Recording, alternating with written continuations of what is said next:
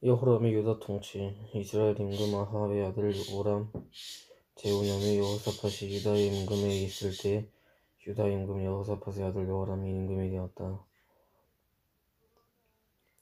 여호람은 32살의 임금이 되어 예루살렘에서 8해 동안 다스렸다.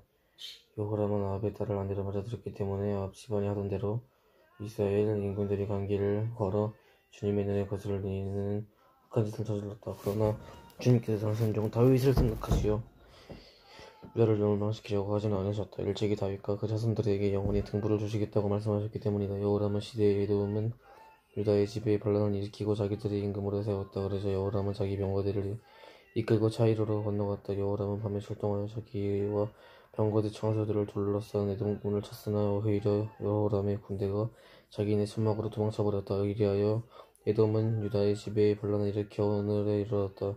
리브나가 반란을 일으킨 것도 그때다.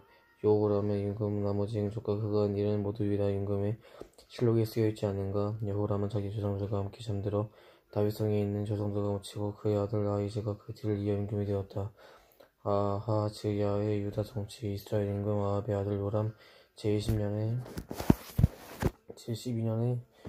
유다 임금 여호람의 아들 아하즈야가 임금이 되었다. 아하즈야는 22살에 임금이 되어 예루살렘에서 한 해 동안 다스렸다. 그의 어머니 이름은 아탈라야인데 이스라엘 임금 오므리의 손녀였다. 그는 아합 집안의 사위가 되었기 때문에 아합 집안을 길을 걸어 아합 집안처럼 주님의 눈에 거슬리는 악한 짓을 저질렀다. 그는 아합의 아들 요람과 함께 아람 임금 하자엘과 싸우려고 아뭇길에 들어갔다. 그런데 거기에서 아람인들에게 요람에게 부상을 입혔다. 요람 임금은 라마에서 아람 임금 하자엘과 싸울 때에 아람인들에게 입은 부상을 치료하려고 이즈라엘에 들어갔다. 그렇게 아합의 아들을 매번 아팠으므로 유다 임금 여호람의 아들 아하즈가 그를 보내려고 이즈라엘을 데려갔다. 엘리사가 제자가 예후에게 기름을 부어 임금으로 세웠다. 엘리사가 예언자 무리에서 한 사람을 불러 이렇게 일렀다. 허리에 띠를 메고서 이 기름병에 손을 들고 라못기라스로 가오라. 거기에 이르거든 nim시의 손자이며 여호사밧의 아들인 예후를 찾아라. 그리고 거기 안에 들어가 동들 가운데에서 그를 불러내어 골방으로 데리고 가라. 그런 다음에 기름병을 들고 머리 위에 기름을 부으며 말하라. 주님께서 이렇게 말씀하셨습니다. 내가 너에게 기름을 부어 이스라엘 다스릴 임금으로 세운다. 그러고는 머뭇거리지 말고 문을 열고 도망쳐라. 그 젊은이 곧 젊은 예언자라는 라못기라사도 갔다. 그가 거기에 이르러 보니 마침 군대의 장수들이 함께 앉아 있었다. 그는 장군님께 들을 말씀이 있습니다 하고 말하였다. 예후가 도대체 우리 가운데 누구 말인가 하고 묻자 그가 대답하였다. 바로 장군님입니다. 예후가 일어나서 집 안으로 들어가니 젊은 예언자는 그의 머리에 기름을 붓고 말하였다. 주 이스라엘 하나님께서 이렇게 말씀하십니다. 내가 너에게 기름을 부어 주님의 백성 이스라엘을 다스릴 임금으로 세운다. 너는 너의 죽은 아합의 집안을 쳐야 한다. 그래서 이제 내가 에제벨의 손에 죽은 너의 종 예언자들의 아니라 주님의 모든 종의 피를 걷게 해야 한다. 그러면 아합의 온 집안이 망할 것이다. 네가 아합의 집안에 딸린 사내는 종이든 자유인이든 이스라엘에서 잘라버리겠다. 나는 아합의 집안을 느밧의 아들이든 이스라엘에서 잘라버리겠다. 나는 아합의 집안을 느밧의 아들 예로보암의 집안과 아이야의 아들 바하사가 집안처럼 만들겠다. 이제벨은 이즈라엘 들판에서 개들이 뜯어먹고 아무도 그를 못 얻지 않을 것이다. 그러고 나서 젊은 예언자는 문을 열고 도망쳤다. 예후가 자기 죽은 신하들에게 돌아오자 그들이 물었다. 괜찮소? 그 미친 녀석이 왜 장군에게 왔소? 예후는 그 어떤 자이고 어떻게 말하는지 알지 않소? 하고 말하여 대답하였다. 그들이 거짓말, 자 털어놓으시오 하고 말하였다. 그래서 예후는 그 사람이 주님께서 이렇게 말씀하셨습니다 하면서 내가 너에게 기름을 부어 이스라엘을 다스릴 임금으로 세운다고 말하였다. 그러자 그들은 재빨리 저마다 개체 겉옷을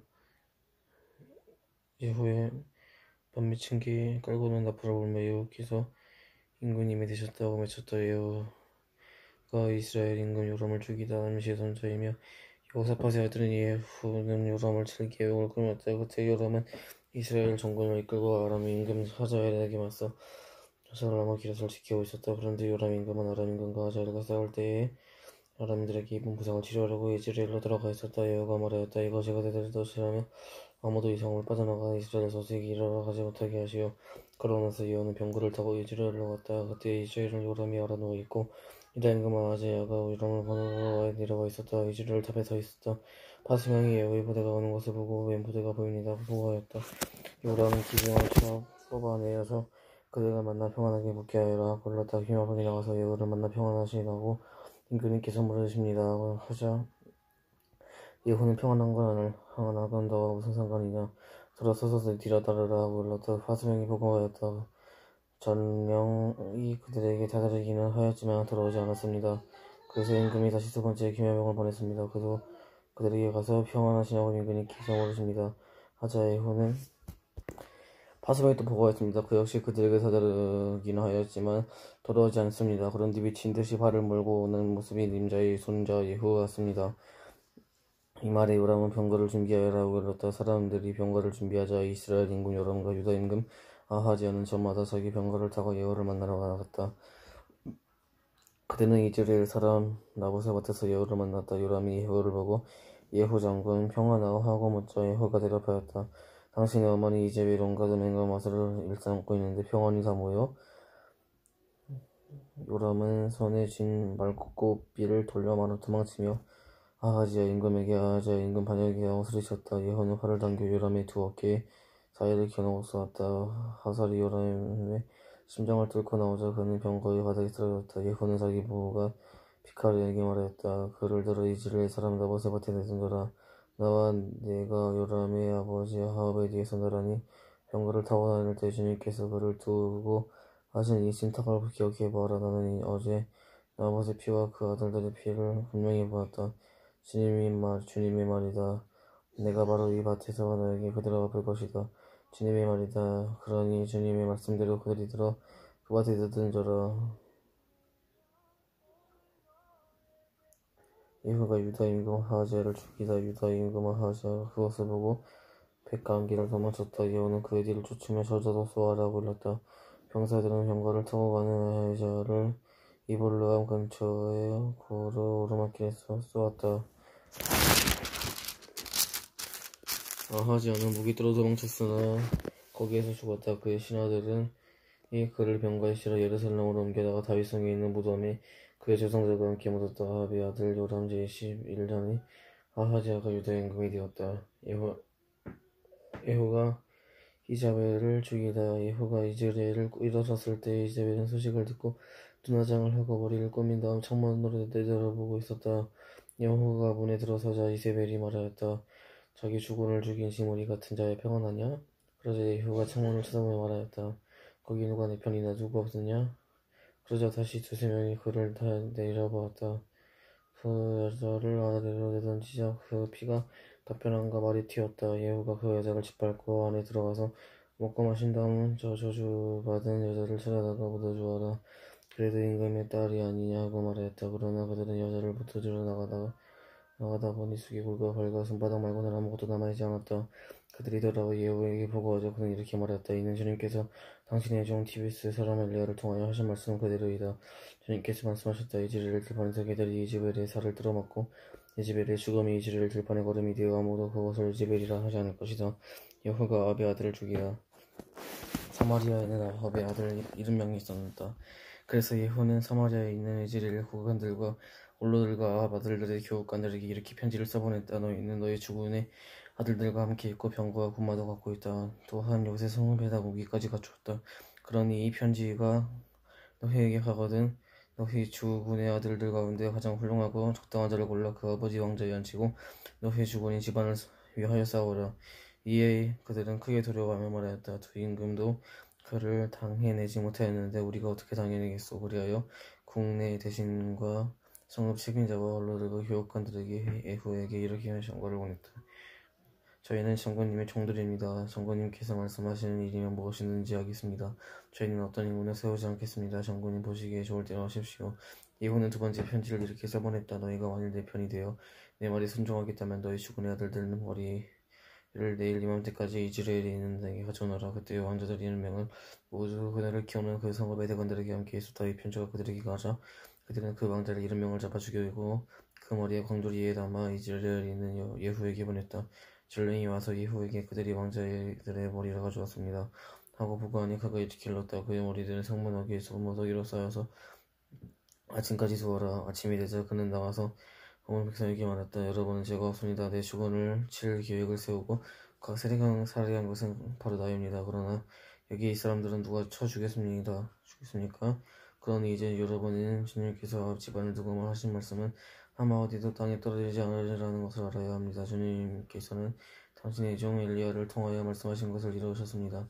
그러고 나서 여호와는 이즈라엘에 남아있던 9집안을 모두 쳐 죽였다. 또한 그 집안의 대관들과 친지들과 사제들 하던 남기지 않고 다 죽였다. 예후가 의다 임금 아하즈의 형제들을 죽이다. 그런 다음 예후는 거기에서 떠나 사마리아로 가는 도중에 베데킨 노임에 이르러 유다 임금 아하즈의 형제들과 맞췄다. 예후가 그들은 누구냐고 물었다. 그들은 우리는 아하즈의 형제들이여 황제들과 대비의 자손들에게 인사하러 내려와서 하고 대답하자. 예후는 저자들을 사로잡아라 하고 그랬다. 부하들이 그들을 사로잡아 베데카스의 구덩이 곁에서 그 42명을 죽였다. 예후는 그 가운데 한 사람을 남기지 않았다. 예후가 다시 그곳을 떠나서 가다가 자기를 맞으러 나온 레카비의 아들 요하나답을 만났다. 예후는 그에게 인사한 다음 내 마음이 마음과 함께하듯 그대 마음도 그러하오 하고 물었다. 요하나답이 그렇습니다 하고 대답하자. 예후는 그렇다면 그대와 손을 내미시오 하고 말했다. 요하나답이 손을 내밀자 예후는 그를 자기 병거에 태웠다. 그러고는 말하였다. 함께 가서 주님에 대한 나의 열성이 어떠한지 보십시오. 그렇게 예후는 그를 자기 병거에 태우고 사마리아에 들어갔다. 거기에서 그는 주님께서 엘리야에게 하신 말씀대로 하백에 떨린 자로서 남은 자들을 모두 쳐서 없애버렸다. 예후가 바알 숭배를 없애다. 예후는 모든 백성을 모아놓고 말하였다. 아합은 바알을 조금밖에 섬기지 않았지만 이후에 바알을 더 많이 섬길 것입니다. 그러니 이제 바알의 예언자들과 숭배자들과 사제들 모두 나에게 불러오십시오. 내가 성대한 제사를 드릴 터이니 한 사람도 빠져나가서는 안 됩니다. 빠지는 사람은 누구나 살아남지 못할 것입니다. 그러나 예후는 바알 숭배자들을 없애버리려고 이런 계략을 꾸민 것이다. 예후가 바알을 위하여 거룩한 집회를 열어라고 이르자 집회가 선포되었다.